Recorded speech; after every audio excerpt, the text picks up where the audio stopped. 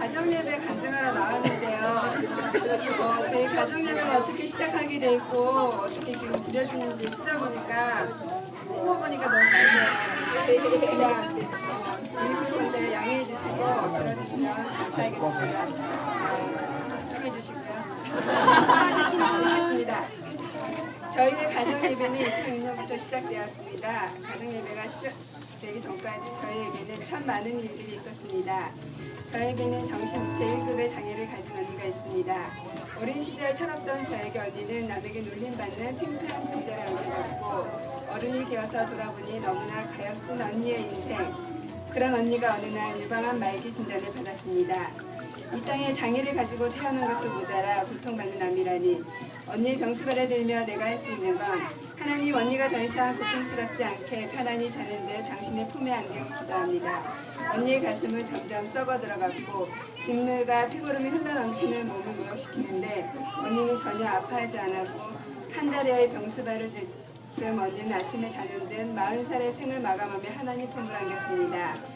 또한 그중 남편이 운영하던 법무사 사무실은 자의반 타의반으로 접게 되었고 무리하게 분양받은 상가는 경매로 넘어가게 되었고 살고 있던 집을 팔아 전셋집으로 언니의 죽음으로 인해 옮긴 전셋집은 저에게 사치로 다가왔고 다시 또 시골의 아담한 전원주택으로 2006년 그렇게 우린 하나님이 마련해준 처소에서 가정예배를 시작하게 되었습니다. 지금 와 생각해보면 가정예배는 저희에게 새로운 삶의 시작이었던 것 같습니다. 남편의 찬양과 기도와 말씀, 부흥집회 같은 가정예배 처음엔 은혜로웠습니다. 많은 일을 겪으느라 남편과 한 마음으로 가정예배를 드렸고 가정예배를 드리는 남편은 변화되기 시작했습니다. 도끼가 가득했던 남편의 얼굴은 점점 빛이 나기 시작했고 바뀔 것 같지 않은 남편의 성품도 점점 변화되었습니다. 언제부턴가 제 안에 교만함이 싹트기 시작했습니다. 하나님, 저희 가정이 이렇게 아침마다 온맘 다해 주님을 예배합니다. 주님 기쁘시죠? 그래, 주님은 곧 우리 가정이 외적으로 보이는 축복을 부어주실 거야. 그러나 현실은 참 많이 달랐습니다. 투잡을 하고 있던 남편이 가정예배 중 선포하는 것이었습니다. 투잡을 하나님께서 원치 않으신다는 것이었고 그전 생활에 반도 안 되는 정해진 수입으로 살아가야 한다는 현실은 짜증으로 밀려왔습니다. 마음은 점점 우울해져 갔고 남편의 부흥집회 갔던 가정예배도 점점 짜증이 나기 시작했습니다. 하지만 우리의 가정예배는 남편의 결단과 의지로 계속 이어져 갔고 남편은 저의 상태를 고려하여 그전보다는 조금씩 간소화시켰습니다. 그 무렵 몇 년 전부터 네팔에 한번 오라는 선교사님의 권유로 우린 네팔 여행을 계획하게 되었습니다. 가지고 있던 금을 모두 팔아 네팔행에 올랐고 비행기 안에서도 네팔에서도 상황에 맞게 약식으로라도 예배를 드렸습니다. 또한 네팔을 향한 하나님의 사랑을 조금이나마 알 수 있었습니다. 선교사님은 저희에게 협력 선교를 요청하셨고 남편과 기도 끝에 그렇게 하기로 결심하고 한국에 돌아와 보니 온누리 선교사의 길은 쉽지만은 않았습니다. 결국 우린 온누리 선교사를 포기하며 개인적으로 비즈니스 선교를 선택했습니다. 살고 있던 주택도 계약 완료가 되어갔고 해외 포장사도 준비도 들어갔습니다. 그런데 갑자기 저의 몸이 이상해졌습니다. 뜻하지 않은 둘째 임신, 많이 기다린 둘째였지만 하나님의 타이밍은 참 많이 달랐습니다. 그 심한 입덧으로 몸좀 눕게 되었고 남편은 딸아이와 누워있는 저를 가운데 두고 그렇게 또 계속해서 가정예배를 이어나갔습니다. 네팔행을 강행하려 했지만 결국 심한 입덧으로 포기하며 빨리 살 집을 마련해야 했습니다. 애도 낳아 키우려면 남편이 도움이 절대적으로 필요했기에 직장 가까운 곳에 지금 살고 있는 처소에서 거처를 옮기게 되었습니다. 저희는 또다시 새로운 집에서 새로운 마음으로 가정예배를 이어나갔습니다. 하지만 임신과 출산 그리고 재정적으로 더 깊은 나락을 치며 불현듯 밀려오는 미래에 대한 두려움과 압박감은 짜증과 우울함으로 표출되기 시작했고 그런 나의 모습을 딸아이 그대로 받아들였습니다. 딸아이가 초등학교를 입학하며 아침 시간은 매우 분주했고 가정예배에 대해 나는 점점 회의적이었습니다. 지쳐가는 나의 삶 가운데 과연 하나님은 이 예배를 받으시는가? 변하지 않는 나의 모습, 나를 뚝 닮은 딸아이의 모습. 그럼에도 불구하고 남편은 가정예배 가운데 갖가지 방법들을 도입했습니다. 나는 언제나 비협조적이었고 어느 날 남편은 그러더군요. 우리 집에서 나만 잘하면 우리 집은 형통할 것이라고.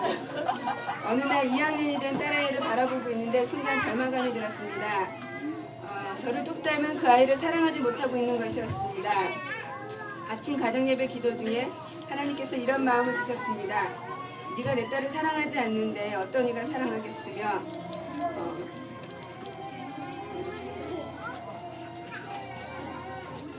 너만큼 이 아이를 잘 알고 너만큼 이 아이를 사랑하는 사람도 없다. 딸아이가 3살 때부터 시작된 가정예배는 어느덧 아이는 9살이 되었고 아이는 알게 모르게 훈련이 되어진 것입니다. 우리 집에서 제일 먼저 일어나는 큰아이는 새벽 6시 반에 일어나 식탁에 앉아 누가 시키지 않아도 PT를 합니다. 그리고 예배 시간에 PT한 것을 가지고 나눕니다. 그런 딸아이의 모습이 세상 대견스럽게 시작했고 모든 것이 나의 잘못임을 깨달았습니다. 더 많이 안아주고 더 많이 용납해주고 더 많이 사랑하게 되었습니다. 그뒤 30개월 된 둘째를 저는 거부하며 놀이방에 보냈지만 아이는 놀이방 부적임을 보이기 시작했고 결국 놀이방을 포기하고 남편에게 그동안 알지 못했던 양육의 기쁨을 알게 해달라 중보를 요청했습니다. 그러던 중 어느 날 문득 가정예배 가운데 너무나 평온한 저의 가정의 모습이 보였습니다. 너무나 자연스럽게 너무나 순수하게 예배드리는 아이들의 모습.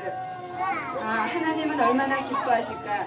때론 내 마음이 온만 다해 예배드리지 못했을 때도 내 마음이 하나님에 대한 불신으로 가득했을 때도 주님은 그런 날을 용납하시고 기다리셨습니다. 그리고 주님은 드디어 나에게 가정예배의 기쁨을 알게 하셨고 가정예배는 축복을 전제로 하나님께 드리라는 것이 아니라 그것은 바로 삶의 예배임을 깨닫게 하셨습니다.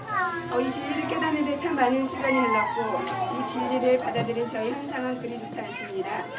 음식을 바리바리 싸우는 게 저희 유일한 취미인데 그마저 허락지 않은 이 상황이지만 저는 그 가운데 이전에 누리지 못한 평안함을 누리고 있습니다. 그리고 가정예배 가운데 제가 확신하는 건 저희 딸 세린이가 그 아이가 성장해 나아가며 하나님의 아름다운 성품으로 변화될 것을 믿습니다. 그리고 둘째 할머, 때론 힘들어 도로 뱃속에 집어넣고 싶을 때도 있었지만 눈에 넣어도 안 아프다는 말에 세상 실감하며 양육하고 15년을 기다려준 남편, 이제 그 남편의 설교가 의지가 되고 잔소리로 들리지 않습니다. 마지막으로 제가 여러분에게 말씀드리고 싶은 건 저희 가정예배는 거창하지 않습니다. 물론 초창기 부흥집회 같을 때도 있었지만 아침에 드리지 못하고 외출할 때 차 안에서 낙식으로 드리기도 하고 날마다 기쁨으로 드리지 못하기도 합니다. 때론 버거울 때도 있습니다. 하지만 우리의 삶이 하나님을 예배한다면 우리의 자녀들은 우리의 위대한 유산을 물려받게 될 것이고 예배는 그들의 삶이 될 것입니다. 또한 그들이 하나님의 자녀로 성장할 것이며 그들의 삶 가운데 주님 주신 평안함을 누리게 될 것입니다. 끝으로 가정예배 어렵지 않아요.